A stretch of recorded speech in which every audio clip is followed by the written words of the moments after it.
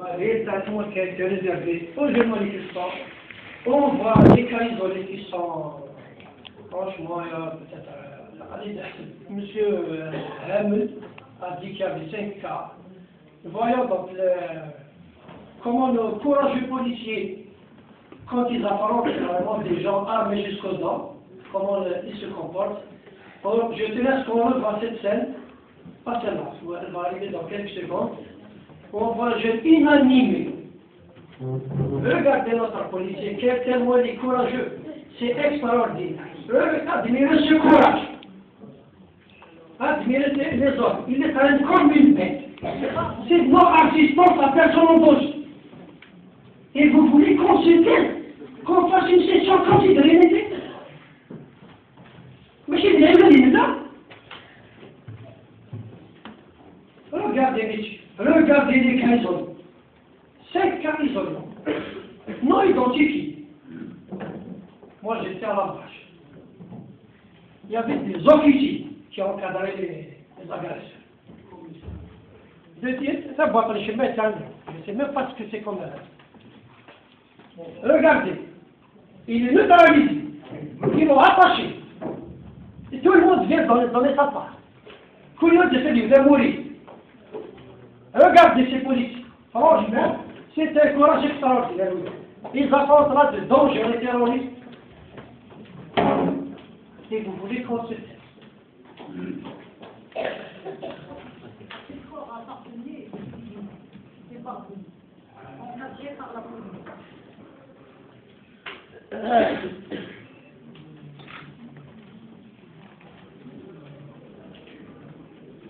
Une autre vidéo qui dure 1 minute. Pour vous dire, c'est des vidéos qui ont été filmées, qui ont duré 2 minutes. Qu'est-ce qui s'est passé durant toute la journée et le matin? Et les gens qui ont été au commissariat, comment ils ont été traités? Voilà le jeune qui a été borné. 20 ans, lycéen. Il a eu l'œil crevé par une balle en caoutchouc. هذا الجن. Un jeune lycéen.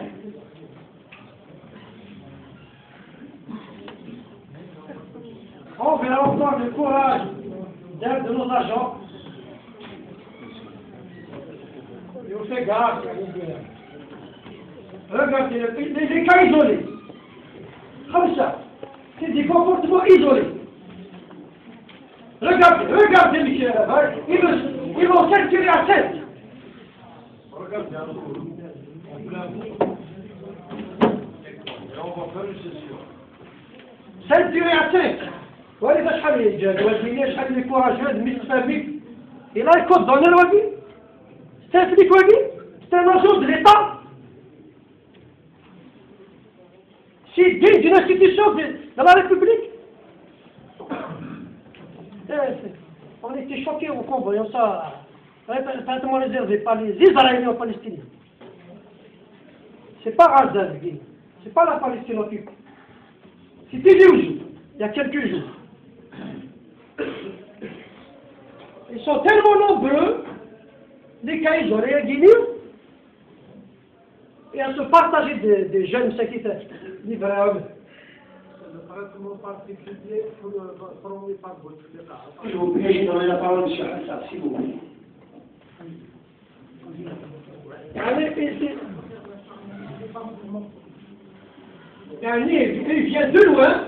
Il vient de loin donner un courage. Ils sont tellement courageux, les policiers, là. Et ils sont à féliciter. Bon. C'est bon, j'arrête ma vidéo. Si vous voulez bien l'allumer, j'ai un petit texte à lire.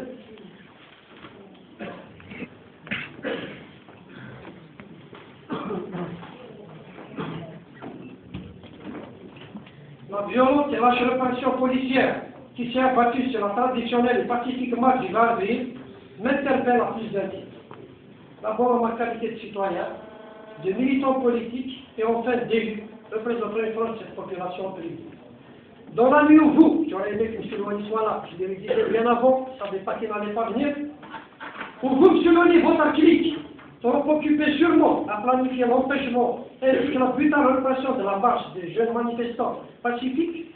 Le jeune lycéen 20 ans, Amzel Younis, a perdu un œil, touché par une balle en caoutchouc. 11 jeunes soldats de l'AFP ont péri dans une embuscade dressée par les terroristes qui éculent nos montagnes dans l'Algérie de la Férotoune. 11 soldats tués et près d'une demi-douzaine blessés. C'est un bilan de guerre, M. Louis. Dans les pays où les sacrifices de ces enfants sont considérés à leur juste valeur, pour bien moins que le sacrifice suprême, des hommages nationaux leur sont rendus. C'est malheureusement pas le cas en Algérie. On a l'impression qu'on a honte de ces jeunes qui se sacrifient. Notre combat est que pour nos enfants, et votre aussi, M. Louadi, nos frères et nos sœurs ne soient plus victimes des balles assassines des gendarmes comme en 2001, lynchés ou éborgnés par des policiers comme le Garadine dernier, et ne sont plus dans les embuscades dressées par les terroristes intégristes.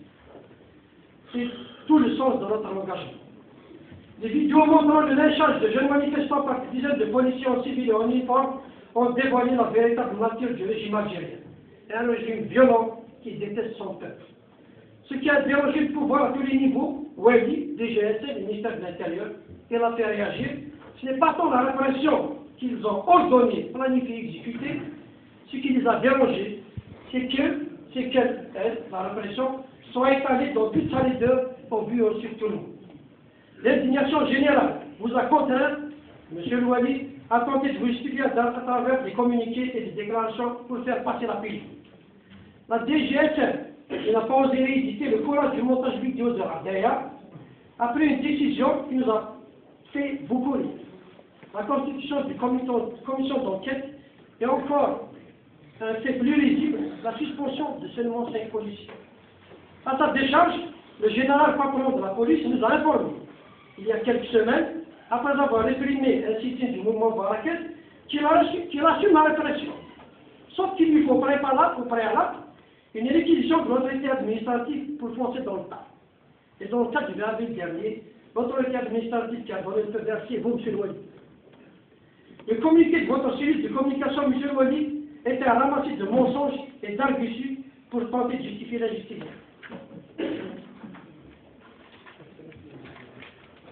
J'ai marché pacifiquement le 15 avril dernier, et j'ai voulu marcher pacifiquement le 20 avril, mais des policiers que l'autorité administrative que vous êtes a requis, nous ont empêchés et nous ont agressés. Maître Hadjara Belila, élu de cette assemblée, qui était présente parmi les marcheurs, a reçu une grosse pierre sur la cheville, et c'est des policiers qui nous ont balancé sur la face. Donc, M. Louali, le dispositif mis en place n'était pas destiné au cas de réaccompagner les marcheurs, comme vous l'affirmez.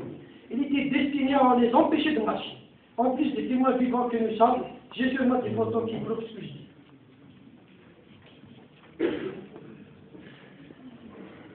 Est-ce que ça c'est au cas d'une marche?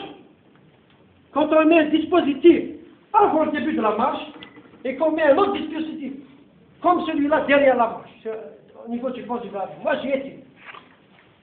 Non, M. Louali, il n'y avait pas plusieurs itinéraires. C'est faux.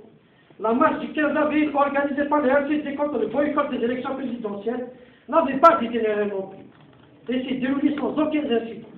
J'ai été parmi les organisateurs de la marche du 15 avril et j'ai entre les mains l'affiche de la fin de la marche. Et on peut voir qu'il n'y a pas d'itinéraire non plus. Je la montre à toute l'assistance. Il y a juste un point de départ, porte à l'université Asnera à 11h. Point. Il y a juste un point de départ à l'université de Sénéwa, point de départ de toutes les marches du 20 avril organisées depuis 20 ans. Mais le plus étonnant de votre communiqué, c'est quand vous affirmez que cette supposée interdiction, entre guillemets, c'est vous qui le dites, ne pouvait être le fait des autorités du Moulin. Je vous pose la question, elle est le fait de qui, M. Louali? Vous allez bien savoir. Pourtant, vous êtes censé être le premier responsable de cette Moulin. Amassar Dani, l'actuel patron du FNL, a déclaré il y a quelques mois, dans une interview, que les Wali sont contrôlés par les colonels du DR. M. Sardani, qui a assumé de très hautes fonctions au sommet de l'État et qui est actuellement à la tête du parti au pouvoir, doit certainement savoir de quoi il parle. Et en ce qui me concerne, je suis disposé à le faire. Depuis que la première autorité de notre Moulin nous a dit qu'il y a des décisions graves qui sont prises ailleurs.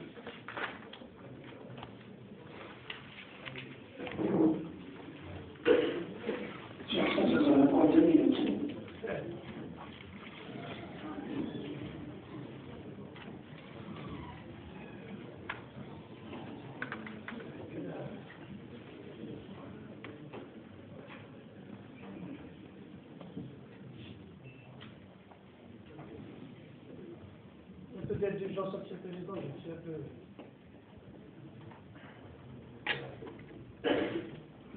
Quant au ministre de l'Intérieur, on ne sait pas comment aussi de faire des rues ou pleurer de ces déclarations. Des dizaines de policiers en uniforme et en civil constituent pour lui des cas isolés. M. Blaise nous informe par ailleurs qu'il n'y a pas eu de dépôt de plainte. Les gens ne déposent pas plainte, M. Blaise, car ils savent ce qu'il est advenu des dizaines de plaintes déposées en 2020 contre des gendarmes assassins identifiés par la population. Ils ne déposent pas plainte, M. Blaise, car ils n'ont aucune confiance en la justice de leur pays. Les justices sans ordre qui sont en liste, surtout ces équipes pour arrêter le jeu pour gueule et le maintenir en détention plusieurs mois durant pour une vidéo postée sur le net. Une justice qui ne juge pas les meurtriers de 126 jeunes, qui ne veut pas d'instruction sur des affaires de corruption, car elle touche le cercle le plus proche du président de la République. Ne va tout de même pas se déranger pour un œil crevé, quelques codes dépensés ou des points de suture distribués généreusement par-ci et par-là. Je terminerai par sur les événements de ce bar, et ils sont évoqués dans le lamentable communiqué signé par notre père Pioui, qui s'est livré à sa occasion un véritable exercice de contentionniste pour ne pas déplaire aux personnes dont il est obligé. La déclaration du gouvernement fédéral de l'essentiel des contradictions contenues dans ce communiqué. On retient de la surtout que notre père Pioui n'est pas gêné par la répression, il estime seulement qu'elle est disproportionnée. Les policiers auraient réprimé un tout petit peu moins, le président de notre Pioui aurait été conduit. Enfin, je terminerai sur un autre sujet qui me tient particulièrement à cœur, c'est celui du respect de la loi par le père Pioui et Louani. Il y a 9 mois de juillet 2013 exactement, lors de la session ordinaire de la Pioui de Tizi-Ouzou qui a adopté le budget supplémentaire 2013, j'ai dénoncé lors de mon intervention les nombreuses violations de la loi commises par le président de la Pioui, notamment son incapacité à programmer les sessions ordinaires de l'Assemblée qui préside, dont les délits légaux tels que prévus par la loi numéro 1207 relative à la wilaya. Dans la même intervention, j'avais aussi dénoncé la conscience du Wali à cette violation de la loi. Le Wali qui ont vertu cette même loi et celui qui est censé veiller à l'exécution et à respect des lois. Aujourd'hui encore, le PAPU viole une autre fois la loi. On ne programmera pas cette session au mois de mars, comme la loi lui fait obligation de le faire. Et le Wali viole encore la loi en y apportant sa caution. En juillet 2013, dans sa réponse à mon interpellation, le Wali avait assumé sa violation de la loi et pour se dérober, il avait évoqué l'intérêt de la population de notre wilaya. Quand on a le souci de l'intérêt du peuple, on ne viole pas la loi de la République chez le Wali. Sans pas vouloir considérer que la loi n'est pas un obstacle, d'ici par l'ex-ministre de l'Intérieur et de Rony, aucun motif ne serait justifié une violation de la loi. À plus forte raison, quand on est au niveau de la responsabilité dans les affaires de l'État dans lequel vous êtes ici. En ce qui me concerne, je continue à dénoncer toute violation de la loi par la Pioui. Mais sachez aussi que durant tout le monde qui me reste dans l'accomplissement de mon mandat, durant tout le temps qui me reste dans l'accomplissement de mon mandat, à chaque fois que vous êtes vous deux, Pioui et Wali, et dans cette assemblée, le respect de la loi, je ferai un devoir de lui rappeler qu'il est bien mal placé pour en parler, puisqu'il n'a eu aucune gêne à piétiner, et se complète même à récidive. Merci pour votre attention.